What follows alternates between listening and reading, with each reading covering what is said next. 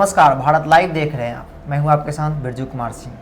आज के विश्लेषण में बात पप्पू यादव की।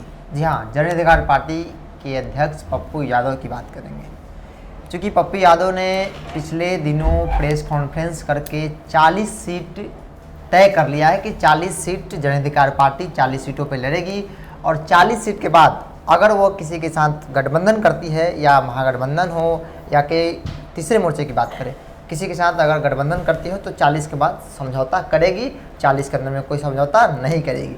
अब हम जानेंगे अपने संपादक नमन मिश्रा जी से, सर क्या लगता है जन अधिकार पार्टी ने तय कर लिया है 40 सीट जी, अब इसके बाद पप्पू यादव क्या करेंगे? क्या अकेले चुनाव लड़े? चूँकि आरजेडी में पहले दरवाजा बंद है उनके लिए जी। तो देखिए, पप्पू यादव की बात हम करें तो बिहार में प्रासंगिकता इनकी बहुत नहीं थी पिछले चुनाव में जी, ये स्पष्ट है। चाहे वो एक अच्छे राजनीतिज्ञ हो, बहुत बड़े समर्थक वर्ग उनका हो, लेकिन वोट वर्ग वो उनका नहीं है। वो जो जिस बिरादरी से आते हैं, जिस समाज से आते हैं, वो समाज ऑलरेडी कहीं और अपनी आधिपत्य उसने रखा हुआ है। वो समाज कहीं और ही अपना पॉलिटिकल अलायंसेस देखता है। और बिहार में आपको पता है कि किस तरह से जातिगत संरचनाएं काम करती हैं। हर समाज का, हर समूह का अपना अपना एक पॉलिटिकल पार्टी बाकायदा बन गया है। अब देखिए ना महागठबंधन की परिस्थितियों को, महागठबंधन कुशवाहा जी की पार्टी है, कुशवाहा। अगर माझी की बात करें तो माझी जी की अपनी पार्टी है। सनफ मल्लाह तो मुकेश सहनी कहलावे करते हैं। 12 जातियां उपजातियां हैं, नोनिया, बिंद, मल्लाह, बहुत सारी जातियां, उन सबको जोड़ा हुआ है उन्होंने। यादव के लिए कहा जाता है कि एमवाई समीकरण है राजद, और सवर्णों और कुछ मुसलमानों के लिए कांग्रेस है। तो समझ लीजिए इसी बीच में तो सारी राजनीति हो जा रही है। अब नीतीश जी को कहा जाता है कि वो कहीं ना कहीं एक ऐसी राजनीतिक विकल्प के तौर पर आए थे कि सब समाज की बात करें, लेकिन अंततः उन पर भी आरोप लगी गया कि वो कुर्मी की पार्टी में चलाते हैं और उनके पार्टी में सारे लोग कुर्मी हैं।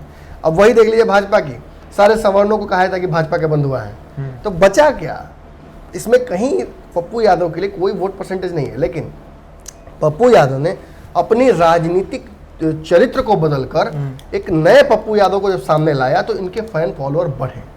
बाद में राजद के साथ इनके जब मनमुटाव हुआ, ये अलग हुए, उसके बाद बहुत सारी चीज़ें हुई और उन परिस्थितियों में इन्होंने पॉलिटिकल पार्टी भी बनाई। लेकिन 2014 में भाजपा के साथ इनका कहीं ना कहीं सीक्रेट अंडरस्टैंडिंग थी, जो कि साफ झलक रहा था सारे जगहों पर, और इसको राजद ने बहुत हद तक एक्सपोज कर दिया।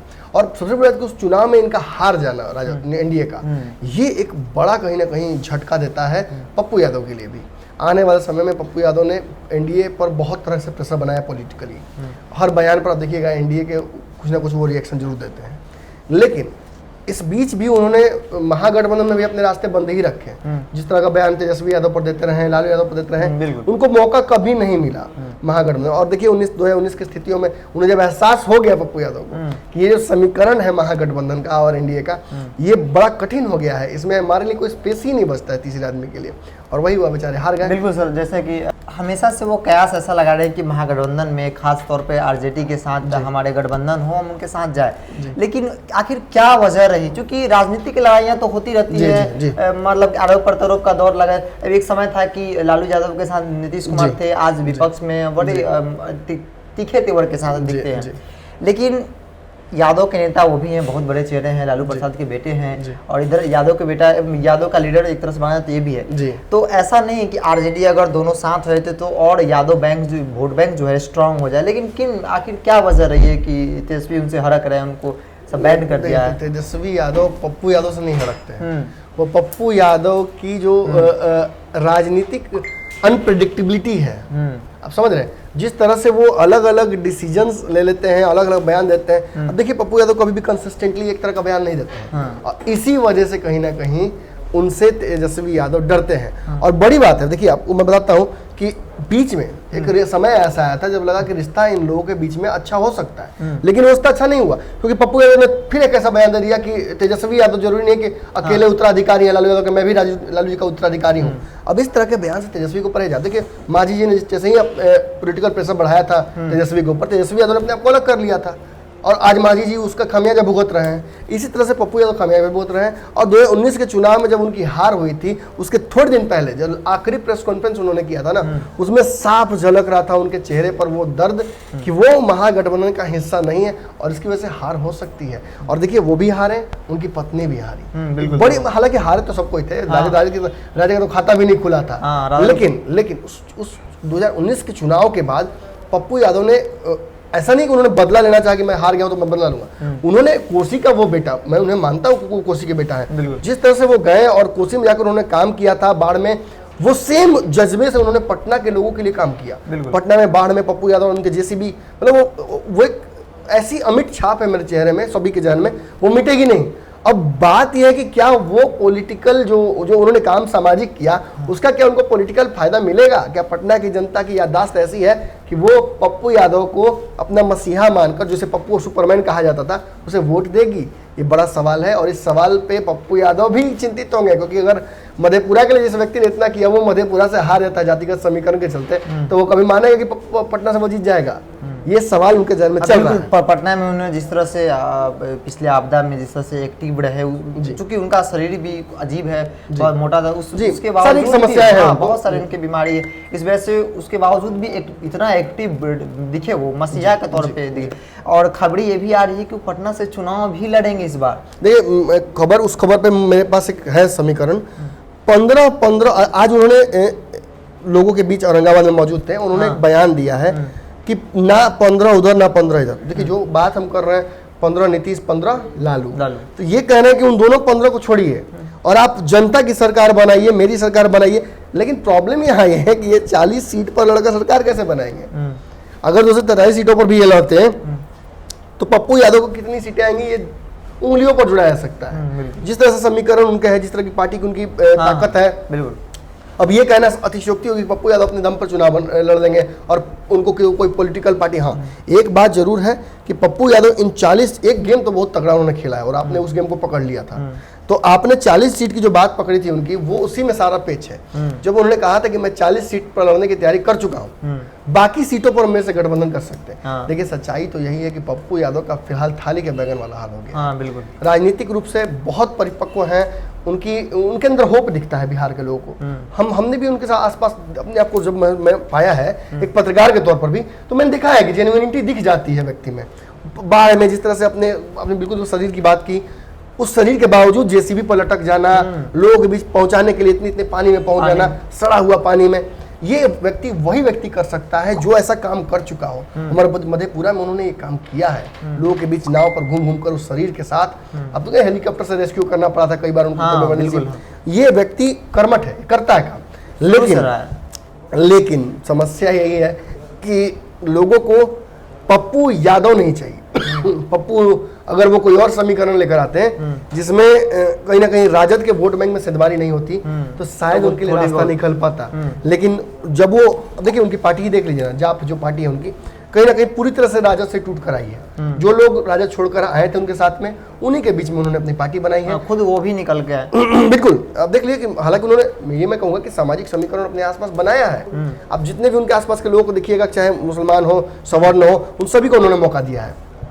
लेकिन वो कहलाएंगे हमेशा यादवों के नेता, और वहाँ वैकेंसी नहीं है, उस जगह पर कोई वैकेंसी नहीं है। तेजस्वी यादव ऑटोमेटिकली जो होता नहीं, राजा का बेटा वहाँ आके बैठ जाता है, और इसी से उनको ऐतराज भी है। वो जानते हैं पप्पू यादव कि जब तक तेजस्वी यादव बिहार की राजनीति में है तब तक पप्पू यादव का दाल नहीं गलेगा, और इसी दाल को गलाने के लिए उन्होंने एक राजनीतिक चाल नहीं चली है। 15-15 की जो वो बात कह रहे हैं, वो कह रहे हैं कि नीतीश को भी छोड़ दो, तेजस्वी को भी छोड़ दो और मुझे पकड़ो। लेकिन मैं आपको बता दूं, खबर जो अंदरूनी तौर पे ये है कि इनका समीकरण बनने वाला था तीसरे मोर्चे के साथ, लेकिन बिहार नवनिर्माण मोर्चा जो बना, अरुण कुमार, रेणु कुशवाहा, नरेंद्र सिंह के साथ में, और उसमें नागमणि कुशवाहा भी बाद में जुड़े, इसमें इनको न्योता नहीं मिला। बंद कमरे में मीटिंग जरूर हुई थी तीसरे मोर्चे की, कोशिश किए थे लगातार, बिल्कुल मीटिंग में गए भी थे, लेकिन शायद इनकी राजनीतिक बयानबाजियों की वजह से या इनकी अनप्रेडिक्टेबिलिटी, जो मैं बार बार कहता हूँ, ये चर्चाएं हैं, ये उनके शुभचिंतक भी ये बात कहते रहते हैं, जो उनके पीआर के टीम के लोग हैं, बहुत सारे लोग हैं। मुझे भी ये खबरें बार बार आती हैं कि वो पप्पू यादव के बयानों से चिढ़कर और अपने आप को अलग कर लेते हैं। उन्हें लगता है कि फ्यूचर यहाँ नहीं है, और इसी वजह से आप इस देखिए, सबसे इंपॉर्टेंट था पप्पू यादव का इस तीसरे मोर्चे में टिकना और अपनी स्थान बनाना, लेकिन शुरू होने से पहले ही ये अलग हो गए हैं, इनसे बात नहीं की जा रही है, इन्हें अभी तक ऑफर नहीं आया। यही पप्पू यादव मांझी जी को बिहार का सीएम बनाने तक की बात इन्होंने की थी तीसरे मोर्चे के हवाले से, लेकिन तीसरा मोर्चा में भी इन्हें वेलकम नहीं हो रहा है। अरुण कुमार देख रही है, समन सिन्हा के साथ घूम रहे हैं, वहाँ रेणु कुशवाहा दिख रही हैं, वहाँ नागमणि कुशवाहा दिख रहे हैं, लेकिन पप्पू यादव वहाँ नहीं दिख रहे हैं। हालांकि एक मीटिंग हुई है इनकी, यशवंत सिन्हा के साथ भी इनकी मीटिंग हुई है, शिवसेना को भी उसमें लेने की बात चल रही है उस समीकरण में, और भी कुछ पॉलिटिकल पार्टियां जुड़ेंगी। लेकिन जहाँ खुद तीसरे मोर्चे का बिहार में कोई खास महत्वपूर्ण राजनीतिक योगदान ना है और ना ही कोई बहुत बड़ा हस्तक्षेप है, उस हिसाब से जब तीसरे मोर्चे में भी पप्पू यादव नहीं दिख रहे हैं तो पप्पू यादव का राजनीतिक हस्तक्षेप कितना हो सकता है बिहार के राजनीति में? बिल्कुल। हाँ, अब मैं वो अपने जगह पे आ रहा हूँ जहाँ पे हम इस वीडियो को खत्म भी करेंगे और हम ये बता भी देंगे कि पप्पू यादव फिर करेंगे क्या। देखिए, पप्पू के मन में चल रहा है कि 40 सीट जो भी गठबंधन उनके लिए छोड़ देगा वो उसमें चले जाएंगे। और अभी फिलहाल मैं कहूँगा तो आपने सुना होगा, एक मुझे याद नहीं एग्जैक्टली वो कहावत, लेकिन एक तोते वाली कहावत थी कि तोता पूजा करता रहता था, लेकिन जैसे ही उसकी मनोकामना पूरी हुई उसने कहा कि भाई छोड़ दे, मनोकामना पूरी हो गई है। बिल्कुल, पप्पू यादव अभी उसी फेज में है। ठीक वही है एकदम। अभी वो अंतर ध्यान है, वो लगे हुए अपने काम में कि इन 40 सीटों पर अपने किसी तरह से उन्हें सीटें चाहिए। वो जीत कर अगर आएंगे तो पोस्ट पोल अलायंस होगा। भाजपा अभी अपनी कोई राजनीति चल रही है। मैंने कल ही भाजपा को एक्सपोज कर दिया है अपने पंचनामा के माध्यम से कि भाजपा कोई ना कोई राजनीतिक षड्यंत्र कर रही है और नीतीश कुमार उसका बहुत बड़ा हिस्सा है। नीतीश कुमार को घाटा हो सकता है अगर चुनाव वक्त पर नहीं हो। और पोस्ट पोल अलायंस में भाजपा किसके साथ, देखिए कूदे तो सब साथ में हैं, लेकिन किसके साथ भाजपा उतरेगी जमीन पर पहले ये कह पाना बहुत मुश्किल है। और तीसरा मोर्चा भी बिहार में ये बना है ना, तो बहुत सोच समझ कर बना है और ये भी कहीं ना कहीं भाजपा के आसपास एक रणनीति बनाएगा। अब देख लीजिए ना, हरियाणा की बात करिए, जजपा की नई पार्टी आई और आकर जुड़ गई, एनडीए में आई और एनडीए का हिस्सा बनकर सरकार चल रहा है। अब देख लीजिए महाराष्ट्र की बात, रात रात सरकार बन गई, रात रात सरकार पलट भी गई, लेकिन भाजपा ने पोस्ट पोल अलायंस में कोई कमी नहीं छोड़ी थी। पीडीपी की बात कर लीजिए, अब झारखंड में ऐसी परिस्थिति नहीं हो पाई, लेकिन मध्य प्रदेश में देख लीजिए, अब हर जगह जाके पहुंचिएगा। अब बिहार में देखिए ना, नीतीश कुमार के साथ ये थे नहीं, और राजनीतिक विकल्प देखिए कि चुनाव जो पार्टी हारी वो सत्ता में है। बिल्कुल, कैसे हुआ? इन्हीं परिस्थितियों में पप्पू यादव का कुछ जरूर हो सकता है, अन्यथा पप्पू यादव की राजनीति बहुत ज़्यादा ब्राइट आने वाले समय में दिख नहीं रही है। अनफॉर्चुनेटली ये बात मैं कह रहा हूँ, हम सभी चाहते हैं कि बिहार में नए राजनीतिक विकल्प आए, नए लोगों को मौका मिले, लेकिन पप्पू यादव को मधेपुरा की जनता ने जिस तरह से, इसे तो पॉइंट ब्लैंक कहा जाएगा धोखा ना, ये गए वहां काम किया, जनता को पसंद नहीं आया, इन्हें हरा दिया गया। और अब पटना में और पटना के आसपास के 40 सीटों पर कैसे आप कह दीजिए कि पप्पू यादव जीत जाएंगे? हाँ, ये जरूर बात है कि इन्होंने जो काम किया है, अगर उसका थोड़ा सा भी रिफ्लेक्शन जनता के मन में होगा तो जनता इन्हें मौका देगी। क्योंकि आप देख लीजिए, एक तरह से सवाल तो ये भी खड़ा होता है कि क्या जनता भी धोखा दे देती है? क्या जनता भी पटना की अब बाढ़ में इन्होंने किया और वापस फिर भाजपा के लोग जिता देंगे तो कैसे काम चलेगा? बिल्कुल। हाँ, लेकिन हमेशा से नेता धोखा देता है, कभी जनता भी धोखा दे देती है। बिल्कुल, जैसा कि आपने सुना कि बेशक पप्पू यादव अपने आप को यादव के लीडर के रूप में प्रमोट अपने आप को करते हों, लेकिन बिहार की वैकेंसी नहीं है। सही बात, वैकेंसी नहीं है। फिलहाल कितना ही, फिर मिलेंगे अगले एपिसोड में किसी नए मुद्दे के साथ। धन्यवाद। बढ़ाएं अपना कदम सक्सेस की ओर शिखर करियर इंस्टीट्यूट के साथ। शिखर करियर इंस्टीट्यूट पूर्वी भारत में एकमात्र कोचिंग संस्थान जो एक्सक्लूसिवली है मेडिकल एंट्रेंस एग्जाम के लिए।